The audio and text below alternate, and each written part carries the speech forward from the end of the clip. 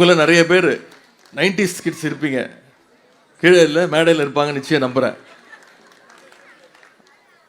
அவர் உட்கார்ந்தோன்னே என்னுடைய பக்கத்தில் இருக்க 2 தம்பதிகளுக்கு தாலி எடுத்து கொடுக்கும்போது கேட்டேன். முகத்தில் கூடுதல் மகிழ்ச்சி இருந்தது.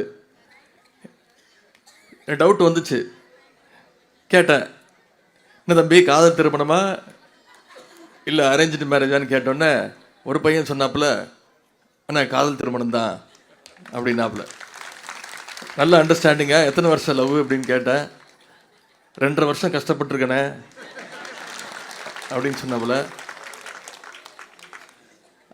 அது ஒரு இன்னொரு தம்பதியும் கேட்டேன், என்னம்மா காதல் திருமணமா அரேஞ்ச் மேரேஜா என்ன அப்படின்னா, இல்லைண்ணே காதல் திருமணம் இப்போ அரேஞ்ச் மேரேஜ் ஆகிடுச்சு அப்படின்னு சொன்னாங்க. ரொம்ப மகிழ்ச்சியாக இருக்குது. எனக்கு தெரிஞ்சு இந்த மேடையில் பாதிக்கு மேற்பட்டோர் காதல் திருமணமாக தான் இருக்கும்னு நினைக்கிறேன். காதல் திருமணம் கை தூக்குங்க. அதுவும் கிட்டத்தட்ட 90% 100% இங்கே காதல் திருமணம் தான். கூடுதல் மகிழ்ச்சியான எனக்கும் காதல் திருமணம் தான். ஆனால் காதல் திருமணம் தான் இருக்கிறது ரொம்ப கஷ்டமான திருமணம். முதல்ல காதலன் காதலியவோ இல்லை காதலன்ட்டையோ காதலை சொல்லணும். அதுக்கு பெரிய தைரியம் வேணும். அதுக்கு நம்மளை தயார்படுத்திட்டு சொன்னோன்னே ஐ லவ் யூ டூ நம்ம இவ்வளோ ஈஸியாக சொல்லிடுறோம்.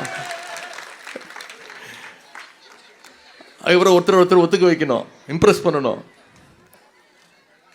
அவங்களுடைய மனசுக்கு இப்போ பிடிச்ச மாதிரி நடந்துக்கணும், இல்லை நடந்துக்கிற மாதிரி நடிக்கணும். நான் உங்களுக்கு சொல்லலை.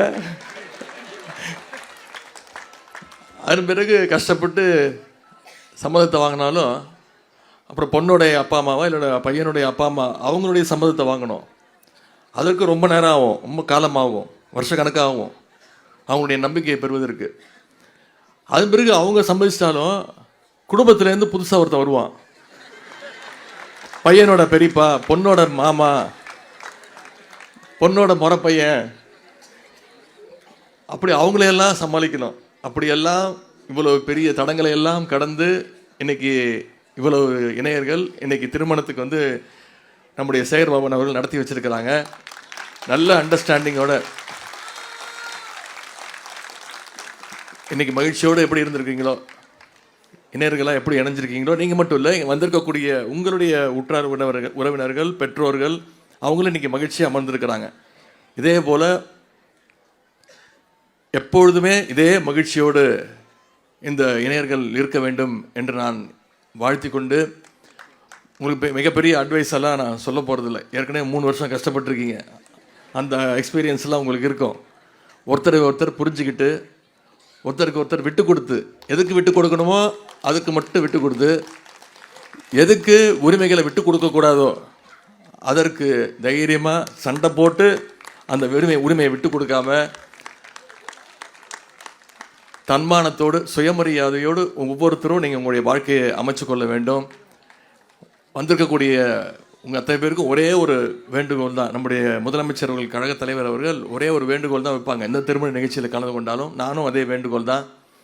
உங்களுக்கு பிறக்கக்கூடிய குழந்தை ஆண் குழந்தையாக இருந்தாலும் சரி, பெண் குழந்தையாக இருந்தாலும் சரி, அதற்கு அழகான ஒரு தமிழ் பெயரை நீங்கள் சூட்ட வேண்டும் என்று கூறிக்கொண்டு, அண்ணன் சேகர்பாபு அவருடைய இந்த மக்கள் பணி கழகப்பணி மேன்மேலும் தொடர வேண்டும் என்று கூறிக்கொண்டு, எனக்கு இந்த வாய்ப்பை அளித்ததற்கு மீண்டும் நன்றி கூறி விடைபெறுகின்றேன். நன்றி, வணக்கம். பிளே ஸ்டோர் மற்றும் ஆப் ஸ்டோரில் இருந்து பாலிமர் செயலியை QR கோடு மூலம் பதிவிறக்கம் செய்யுங்கள். செய்திகளை உடனுக்குடன் பெறுங்கள்.